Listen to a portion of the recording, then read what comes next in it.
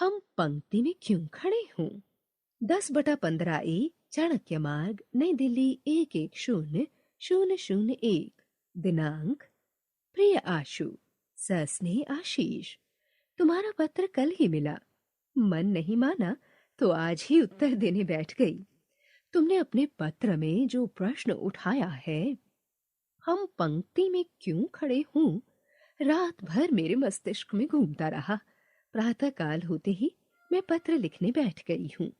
तुम्हारी समस्या यह थी कि तुम्हारे प्रधानाचार्य तथा अन्य अध्यापक हर काम को करते समय पंक्तिबद्ध होने को क्यों कहते हैं, चाहे प्रार्थना के समय, चाहे कक्षा बदलते समय अथवा स्कूल बस में चढ़ते समय। मैं इस पत्र में तुम्हारे सब प्रश्नों का उत्तर दे रही हूँ। मनुष्य एक सामाजिक प्राणी है।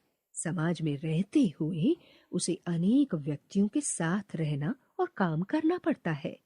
ऐसी स्थिति में उस समाज के बनाए नियमों का पालन करना पड़ता है। ऐसा करने से दूसरे लोगों को कष्ट नहीं होता। हमें अपने साथ साथ दूसरों के अधिकारों का भी ध्यान रखना चाहिए। अधिकार और कर्तव्य एक दूसरे से जुड़े हुए हैं। मनुष्य को अनुशासन का पालन करना चाहिए। जीवन के विभिन्न क्षेत्रों में अनुशासन का पालन करने के लिए हमें पंक्तिबद्ध होना ही पड़ता है। हमारे पंक्तिबद्ध होने से किसी को यह कहने का अवसर नहीं मिलता कि हमने उसके अधिकारों को छीना है। इससे दूसरे के काम में विघ्न भी नहीं पड़ता। इससे यह भी स्पष्ट हो जाता है कि अनुशासन बनाए रखने के लिए हमारा पंक्ति में खड़ा होना कितना आवश्यक है।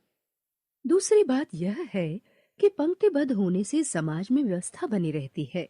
हमें समाज में चारों ओर अव्यवस्था और अराजकता ही दिखाई देती है।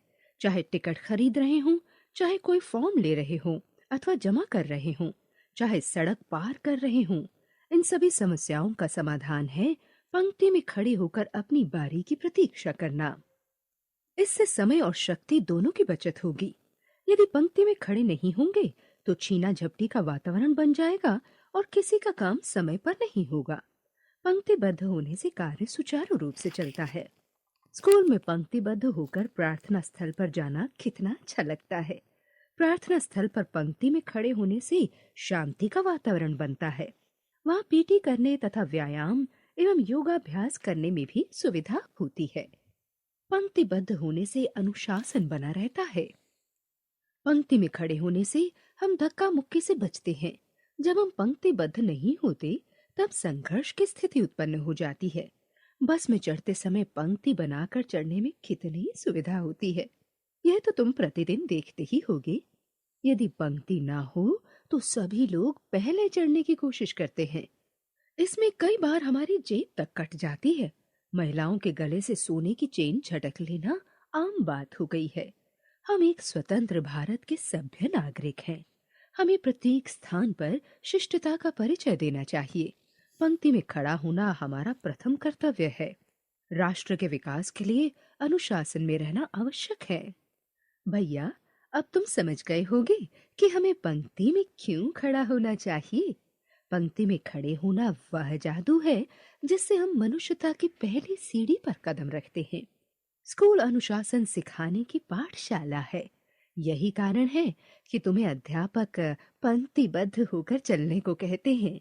यह तुम्हारे ही हित में है। मुझे पूर्ण आशा है कि तुम पंक्तिबद्ध होकर काम करने को जीवन में अपनाओगे।